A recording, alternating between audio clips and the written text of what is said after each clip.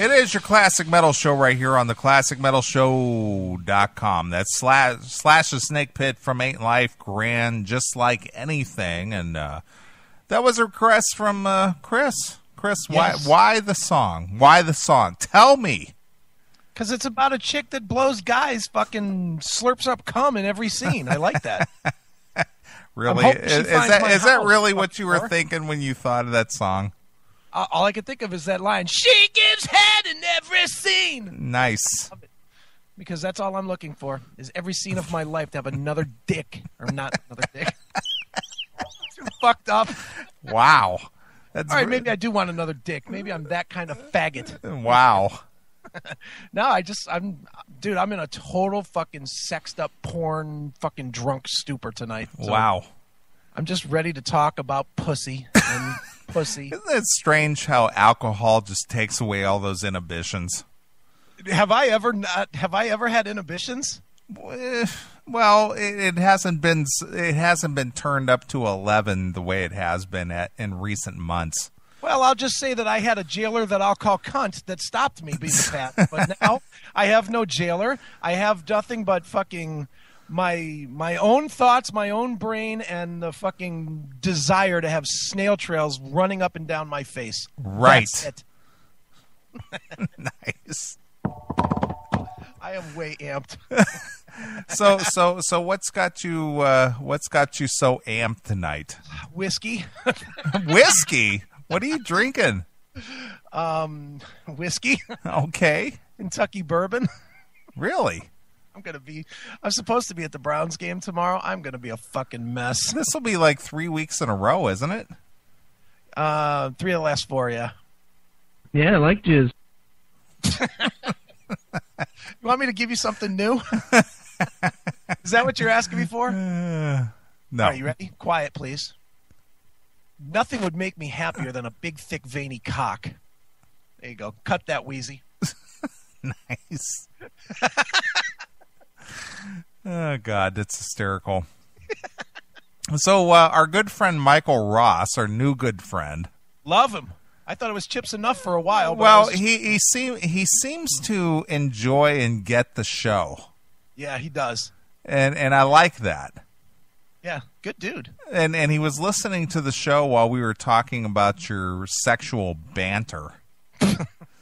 And he said he loved it. I was talking to him off air, and he said he loved it. And he was just like, yeah, you guys get it. Yeah, well, good. Glad he thought so. So believe me, I can tell you there's one person in the world right now that thinks I don't get it. Canada's the worst country. Oh, yeah. Oh, yeah, it is. That's a fucking disaster of a country. Right. Why can't we just overtake those fucking northern dick fucks and just take all their fucking land and oil and shit? And now, careful. Amy's from up there. Well, Amy better fucking get her ass down here. We'll take it over in March when we're on the cruise. Right. She'll be on the boat. She'll come back and have a fucking burned away city. Nice. So you better tell your husband to come, Amy. Right. And by come, I mean on the boat. Right. Figuratively and literally. Right. All right. Boy, you are amped. So our new friend Michael Ross. Yeah. He like I said, he's said he's a fan of the show. I think probably what made me laugh the most internally, yeah, was when he was talking to his quote unquote his label in Nashville and telling him he was going to be on the CMS, and the response was, "How did you get on there? Like we're some untouchable, we live in some kind of crystal tower or something." Let me just tell you, dude, CMS management does not speak to just anybody. As a representative of CMS management, I'm just going to let you know I delete a lot of emails just because it doesn't look like they're from important enough people. Right. So when I see FNA management, what is FNA? Fucking A? How did you get on there? I mean, what is FNA? What does that stand for? Fucking A Records? I have absolutely no idea. I mean, that's a pretty silly title, isn't it? I don't know. I don't know what it means. I mean, or what would that be? Fruity nigger ass? I don't know. I mean, wow, you are kind of amped up tonight, aren't you? I'm definitely got a head full of booze, and I'm just ready to be silly. Sure. So anyway, I liked our guy Michael Ross. I liked him. Jesus, the cum-filled towers of the CMS. Wow. They're not filled. Not yet. Or should I say they haven't refilled? Right. Oh, Jesus. All right, enough of my personal fucking porn addiction. Right. All right. Too funny. All right, so F&A Records.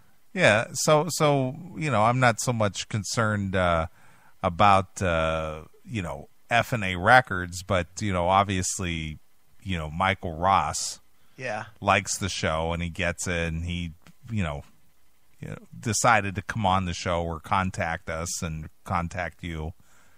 Right. And you allowed him to be on the air tonight. I gave him the privilege of speaking to the two great ones, you and I. Right. So there it is. Well, that'd be cool though if you were somehow able to hook him up with somebody in the Cleveland area, since he worships Cleveland. Right. Well, I see a show coming soon with Gypsy Rose and the Billy Morris Band. Sure, why not? Just a hunch, but sure, why not? I'll definitely help make that happen. Why not? Right. That guy got it. I like those kind of guys versus the ones that are like, oh yeah, I've heard of the show. Yeah, you guys are the ones, Eddie Trunk's on your show sometime, right? Yeah, right. Lame dicks. How did you get on that show? How did you get on there? How'd you get on there? Well, I don't know. Maybe we just worked at it. I just emailed them and they said okay. Yeah. One email, one response, show booked.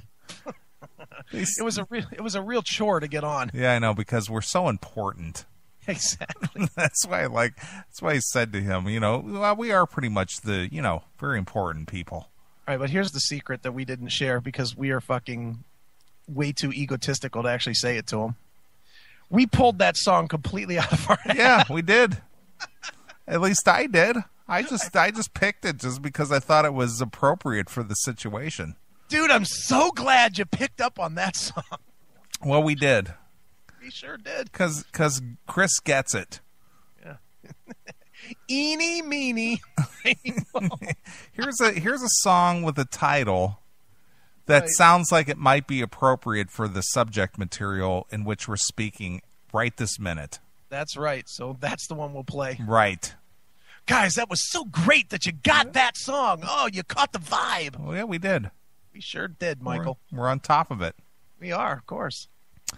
I just have to look at a song and I know it's good. That's right. It's the power of Neely. Right. All right. So anyway, we got a show coming up next week. Mm-hmm. A live show. It's our first live show since the 13th anniversary 3 years ago. So are we just going to call this the 16th anniversary? 17th? Yeah. No. But no, I'm not going to do another show until the 20th. Oh, no more? Well, no. I'm not going to do like a show that celebrates the show. Okay. Till the 20th. No, we'll do more live shows. I love doing the live shows. I like doing the live, in club shows. Just the ability to do that. I like doing that. I do too. It's fun. But as far as celebrating the classic, the classic metal show, yeah, I'm not going to do another one till the 20th. Yeah, because it's really not that good. So, well, whatever the case may be. Whatever the case may be. We got to wait till I have been on the show for 20 years. So right. Another 13 years, then we can do one. Right. Or 17 or 18 if I end up lined up with another cunt that won't let me do the show for a while. Sure. That won't let you. It won't let me. Yeah. See if that happens again. See if I become that pussy whipped again. I don't see that happening. I don't either. And I'm going to be honest with you, dude, and I'm going to reveal something personal once again on the show. Of you or of me? Me personally. Okay. One of the reasons that I have been uncommitted in probably, the length of time that you've known me. Yeah. Is because of the show. Really? Yep. I get it now. It's a problem. It's a problem. It is a problem. It's a problem for some people. They don't get it. No, let me just put it to you this way, and I don't know that this is the case with you, but I'm just going to tell you from a personal standpoint. Okay. When it first starts out, it's really cool. Okay. But then as the relationship becomes more serious, then it becomes a distraction or a problem. Yeah, then it's like, you're going to waste your time doing that? Yeah, and it's just like, oh, I can't get enough of you. I tuned in and I listened to your YouTube clips and I listened to the stuff you put on iTunes and I laughed and I laughed. Yeah. And then you let them in, and then all of a sudden it's, are you going to dedicate every Saturday from here on out to the Classic Metal Show? How long are you going to do that? I think you skipped the step, though, first, dude. Because somewhere in between that step, in between it's funny and that step that you just had, are those things like, don't you think that's a little bit harsh? Yeah, that's true. Did you really have to mention that on the show? Was that necessary that you talked about that? Did you have to use the C word when speaking of women? Sure. Yes. And this is one that really has to do with you. Okay. Does your partner always have to be such a pig? I've heard that one before. How many? I'm just curious. How many times have you heard that one? A couple. Okay, I know of one. Right. Starts with an R. Yeah. Okay. How about the one that starts with either a G or a J? That's probably no, not so much at the moment. But has? I don't even think has. It's just maybe leaned in that direction, but not so bold as to say it. Okay. How about the one that I met? It's more or less of, I'm trying to figure this one out. I'm trying to figure out if I can agree with it or if it's offensive to me. So basically, there has not been one woman in your life that's always been like, man, Chris, he's pretty cool. No. No. And they got the tame version. Yeah, I know, but it's always, it always boils down to be offensive. It's just like horrible and offensive, and why do you have to be so hateful? And it's like, it's not the whole really the story you're really getting. It's just, it's basically separating the show from reality. Well, there's none of that. Because, I talk like this all the time, right, day and night. And I go into my business. I'm like, hey, what's up, cunts? How you doing? Right. How's that fucking pussy you were fucking last night? Was that pretty good shit? Right. That's how I live. Yeah, that's because that's the way you are all the time. That's right. I am. So, it has been a problem, not for me personally. It's just been a problem for reconsidering the situation. Okay. How much pussy have I cost you? None. None? No. Not even like for a night? No. Where she was annoyed because of something I said on the show? No, it's never been that much. It has cost me the relationship, though.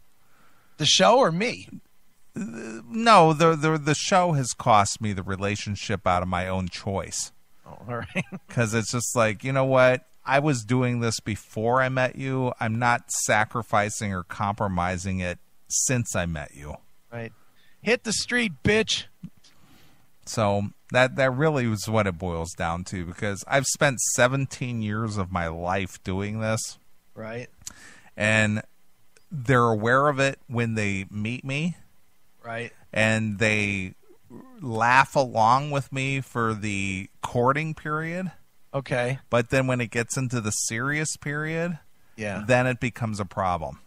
Go fuck yourself, you son of a bitch! I'll come right out of the booth and fucking whack you, you fucking prick! Is that what you said to her? No, not that brutal, but... You thought it. But that's what happens. I mean, even when I was doing the show on FM radio, it became a problem. Hail and kill, caller. You're on the air. Hail and kill. Yeah, I think any thing we might have caused, any transgression we might have caused to give you problems, or that cost you pussy might have been made up for. with that palatial pussy palace you have, and the car. I mean, let's. I'm going to take us back to the summer of 2008. Okay. Remember us going to the Metal Masters Oh, store yeah, and absolutely. you taking your girlfriend at the time? Right. Well, me and Chris were driving behind you the whole time. And at certain points, we saw two heads in the car, right? You sure? But for numerous points, though, we only saw one. Right. Exactly. Well, we know what was going on. Well, MOL, I got to tell you, leading It's up. been 4 years. Give up the ghost. Well, at one point, it's a fun and out of control and just the greatest thing in the world. But once it gets into the more serious realm, then it becomes a problem. And I don't know where it switches gears from the point of being fun and just great, and man, I get to go to shows, and this guy has his own radio program, and I love it, and it's funny to where you guys are vulgar and you guys are nasty, and do you have to do this every week? I'm not really sure where the transition happens. Well, no shit. That's because chicks are batshit crazy when you get into a relationship. It's true.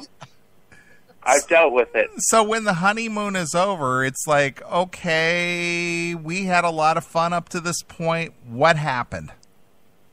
Exactly, but it's like that, and I'm not going to be, it's like that with some guys, too. Yes, everything a girl will throw at you that she says, I'm cool with this, I'm cool with that. Shoo. Right out the fucking window. Right out the fucking window. And you know this. Everything changes. Everything. You aren't making me want to get out there and keep dating. You're really bringing me off my buzz. Keep it casual. That's all I can say is keep it casual. Look, who say anything about date? Do what I do. Fuck. All right, hail and kill, boys. Fuck you, pal. Hey, up. And there he goes. There goes the ever increasing wisdom of MOL. The only thing that I ever want to do is drain the wetness. Once I'm done making it dry, I want to be out of there. Once the poisons have left the building, you're good to go. I don't even care about my poisons as much. I want it to be sliding and loose and lube. And once that shit dries up a little bit, though, because you're like 40 minutes in or whatever, and you start boring her by thrusting into her fucking endlessly, then it's like, okay, I'm done with you. Go make me a sandwich or something. Right. Move along. So once she's done paying the rent and drying out the receipt, you're ready to walk out the door. Dude, you know how fucking awesome it would be one time to have a chick fucking fuck me and then fucking write my fucking house note? That would be the bomb. That would never happen. That would be the bomb, man, to actually fucking have her get up and say, whoo, that tasted good. Let me fucking pay your note for the month to thank you. Right. Holy fuck, would that be good? We don't have that privilege, Chris, so don't ever expect that to happen. Believe me, I know the chicks think that dick is really a pen to write checks for them. I know. Believe me, I know. That's what I call paying the rent and then drying out the receipt.